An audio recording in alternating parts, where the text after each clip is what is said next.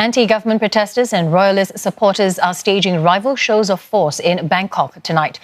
Political tension in Thailand has been growing after 3 months of demonstrations, and there are now fears there might be a return to the violent street protests of 2014. Mei Wong and Saksisa Sambat are covering both sides of the story. We'll talk to them in a moment, but first a look at how the day unfolded.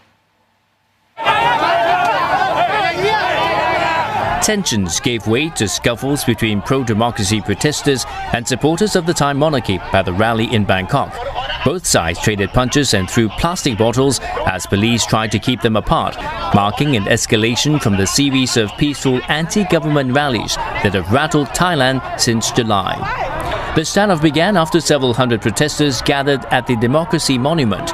They demanded a new constitution, the resignation of Prime Minister Prayut Chan-o-cha, as well as the reformation of the Thai monarchy.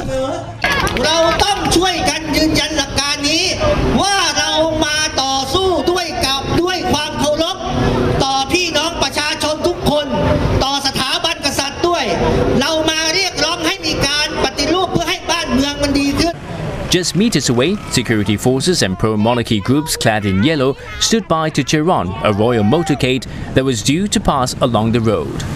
ไม่ได้เราก็บอกแล้วว่าคุณจะเรียกร้องประชาธิปไตยยุบสภาลาออกให้นายกทำอะไรเรื่องของคุณแต่ห้ามแตะสถาบันแล้วในขณะที่ในเวลาที่มันเป็นเวลาทองเรียกว่าเวลาจำกัดที่จะมีขบวนเสด็จเป็นพระราชพิธีเนี่ยถ้าคุณมาโห่ฮาแล้วก็มายก3 นิ้ว 4 นิ้วอะไรของคุณเนี่ยเราก็รับไม่ได้เหมือนกัน The standoff has fueled fears that the country could see a return of the street violence that preceded a military coup in 2014. Saksif and May join us now from Thailand, but I want to start with you, Saksif. What's the turnout been like throughout the day? Well, we have seen a lot of people coming out on the streets, at least 20,000, according to conservative estimates from the protesters themselves, as they have start gathering at Democracy Monument since the early morning.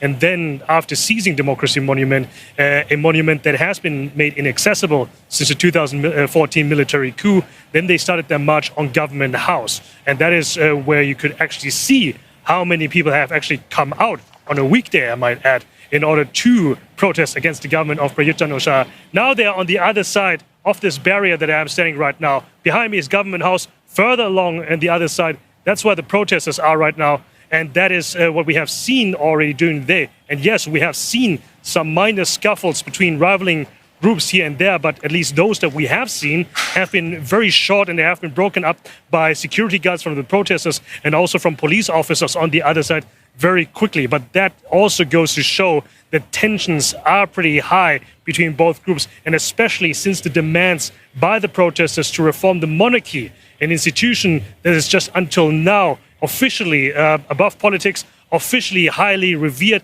and also officially sacrosanct, but then to openly challenge the power and also the royal institution like this might have been a red line crossed for many supporters, and today we have seen now today in some form. So given what you've said then, Saksith, and the numbers, it's a weekday as well, and quite how brazen they've been, do you think these demonstrations could be dragging on in the coming days? Well, their plan is to stay at least for this night, but we have also heard that this could be for a couple more days to stay overnight in front of Government House. Even though there's nobody there right now, Prime Minister Prayut Chan-o-cha is not in there present, and there's no further business, at least to the official itinerary by the Government House for the rest of the week. But that is also going to be a further test of the protest movement, of the pro-democracy and anti-government protest movement. Last month of September the 19th, they were already on Sanam Luang in front of the Grand Palace, and they stayed overnight. But because of the rain and because of the duration and the length of the protest, the numbers whittled down significantly. And this could happen as well this tonight. But then the determination that we have seen, the turnout today, well, we could at least say this has been the biggest protest march that Bangkok has seen since the military coup. The question, of course, is, will this last in the next coming days? And also, will this protest movement last in the coming months as well?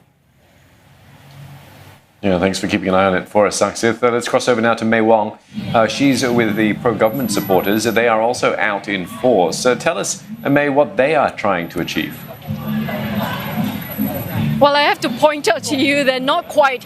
I was with the pro-government supporters, the royalists, but they have all dispersed right now because they didn't feel as though they need to be here anymore. But right behind me, these are where some of the anti-government protesters are still mingling around because they are here to stay and to stay for a long period of time because they just want to make that point that they want change in the system. While earlier with the pro-government supporters, the royalists, they were all dressed in yellow shirts and they were out in full force to counter these anti-government protesters simply because they feel as though, thank you very much, sir, because they feel as though they wanted to speak up for the monarchy. They feel as though the fact that a lot of people are criticizing the monarchy, but they are saying that at this moment in time, the monarchy system is right for the country. There should not be any change at all. And I also want to point out to you that this is where the government house is as well.